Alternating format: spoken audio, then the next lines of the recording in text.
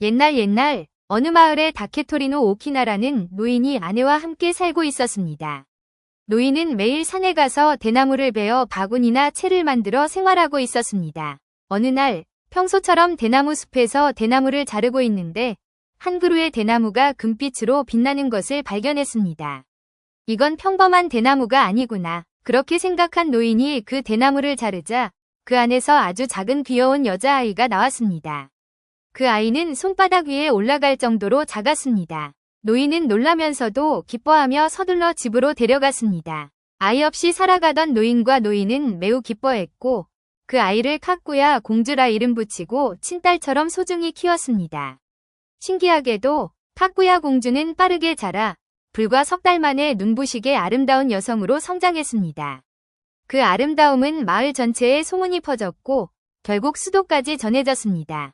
전국에서 많은 귀족들과 젊은이들이 그녀에게 청혼하러 왔습니다. 하지만 카꾸야 공주는 누구의 청혼도 받아들이지 않았습니다. 저와 결혼하고 싶다면 이것을 구해오세요. 라고 하며 청혼자들에게 아주 어려운 시험을 내렸습니다. 예를 들어 부처의 돌그릇, 호라이산에 구슬이 달린 가지, 불쥐의 털로 만든 옷 등 누구도 구할 수 없는 보물들을 요구했습니다. 많은 남자들이 포기하고 돌아갔고 어떤 사람은 가짜를 가져오거나 거짓말을 하다가 들키고 말았습니다. 그 누구도 그녀의 마음을 얻을 수 없었습니다. 결국 카꾸야 공주의 소문은 천황의 귀에도 들어갔습니다. 천황도 그녀의 아름다움에 이끌려 직접 그녀를 만나러 왔습니다. 하지만 카꾸야 공주는 말했습니다. 저는 이 세상의 사람이 아닙니다. 언젠가는 달로 돌아가야 합니다. 사실 카꾸야 공주는 달나라에서 내려온 존재였습니다. 지상에서 벌을 받고 인간 세상에서 살고 있었지만 그 벌의 시간이 끝나 달로 돌아갈 날이 다가오고 있었던 것입니다. 그리고 보름달이 뜬 어느 날 밤 달의 사자들이 하늘에서 내려왔습니다. 카꾸야 공주는 이별을 아쉬워하는 노인 부부와 천황에게 편지와 불로불사의 약을 남기고 달빛에 쌓여 조용히 하늘로 올라갔습니다. 천황은 매우 슬퍼하며 그녀 없는 세상에서 영원한 생명은 아무런 의미가 없다. 라고 말하며 그녀가 남긴 약을 후지산 정상에서 불태우게 했습니다. 그 연기는 지금도 하늘로 올라가고 있다고 전해집니다. 昔々、竹戸の翁、竹取の翁というおじいさんと、その妻のおばあさんが静かな村に住んでいました。ある日、おじいさんが竹を切っていると、黄金に輝く竹を見つけました。それを切ってみると、中から小さくて美しい女の子が現れました。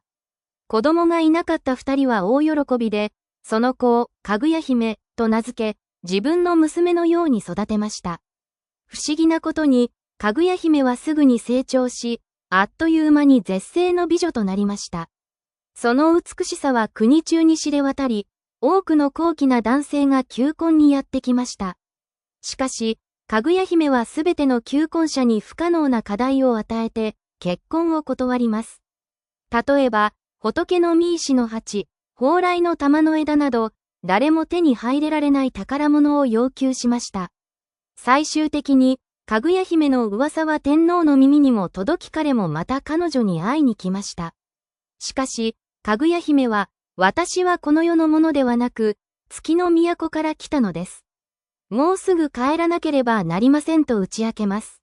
満月の夜、月の使いが迎えに来て、かぐや姫は地上に別れを告げ、月へと帰っていきました。彼女は天皇に不老不死の薬と手紙を残しました。しかし、天皇は彼女のいない世界で永遠に生きる意味はないとして、その薬を富士山の頂上で燃やしました。その煙は今でも空へと昇っていると語り継がれています。